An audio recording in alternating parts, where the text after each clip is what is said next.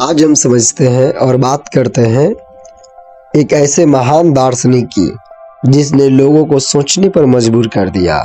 एक ऐसा व्यक्ति जिसने कहा, मैं यह जानता हूं कि मैं कुछ नहीं जानता। मतलब हम बात कर रहे हैं सुकरात जी के बारे में। तो चलिए हम इनके प्रारंभिक जीवन को समझते हैं। सुकरात का जन्म 469 ईसा पूर्व में हुआ था, ग्रीस के शहर एथेंस में। उनके पिता एक मूर्तिकार थे और माँ दाई का काम करते थे।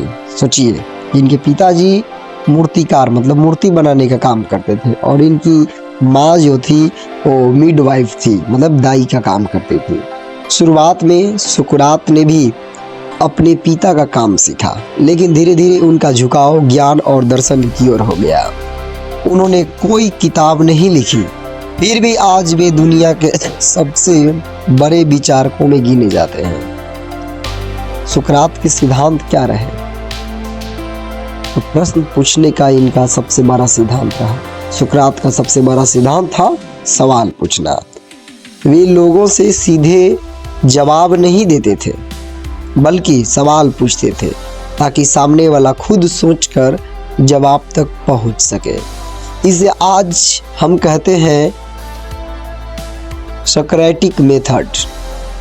जैसे अगर कोई कहे ईमानदारी सबसे अच्छी नीति है, तो सुकरात पूछते क्यों?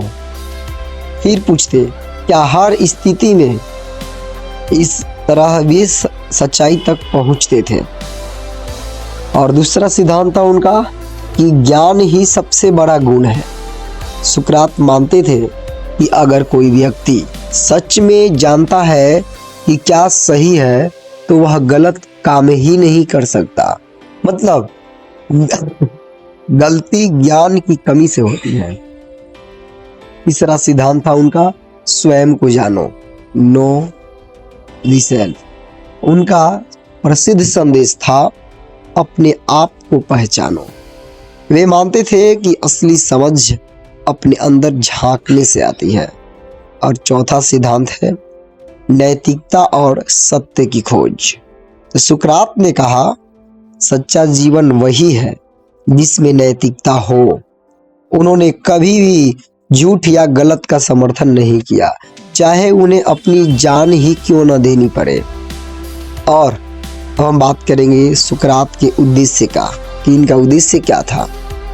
सुकरात का जीवन का उद्देश्य बहुत साफ था, लोगों को जागरूक बनाना। मतलब कि ये लोगों को जागरूक बनाने का ही काम करते, इनका यही उद्देश्य था। वे चाहते थे कि लोग अंधविश्वास और बिना सोचे मानने की आदत से बाहर आए। उनका मिशन था लोगों को सोचने के लिए प्रेरित करना, समाज में सच्चाई और नैतिकता फैलाना, हर व्यक्ति को खुद का आलोचक बनाना। सुकरात का मुकदमा और मृत्यु कैसे हुआ? सुकरात के विचार उस समय के समाज को पसंद नहीं आए। उन पर आरोप लगाया गया कि वे युवाओं को भटका रहे, वे पारंपरिक देवताओं में विश्वास नहीं करते।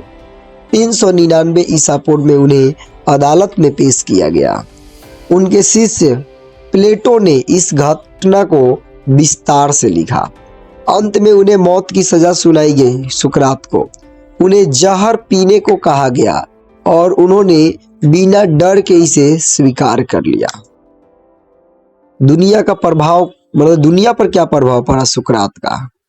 तो सबसे पहले कि सुकरात की मौत के बाद भी उनके विचार खत्म नहीं हुए, बल्कि और फैल गया। सबसे पहली शिक्षा प्रणाली पर प्रभाव। आज जो हम क्रिटिकल थिंकिंग पढ़ते हैं वह सुकरात की ही देन है। दूसरी, महान दार्शनिकों पर भी प्रभाव पड़ा। उनके शिष्य प्लेटो और आगे चलकर एरिस्टोटल ने उनके विचारों को आगे बढ़ाया। आधुनिक समाज पर भी प्रभाव पड़ा। आज लोकतंत्र, नैतिकता और तर्क, इन सब की जड़ें कहीं न कहीं सुकरात के विचारों में मिलती हैं। और सुकरात ने हमें यह सिखाया कि सवाल करना गलत नहीं है, सच्चाई के लिए खड़े रहना जरूरी है और सबसे जरूरी खुद को समझना है। उन्होंने अपनी जान देकर भी अपने सिद्धांतों से समझौता नहीं किया, इसलिए आज भी उनका नाम इतिहास में अमर है।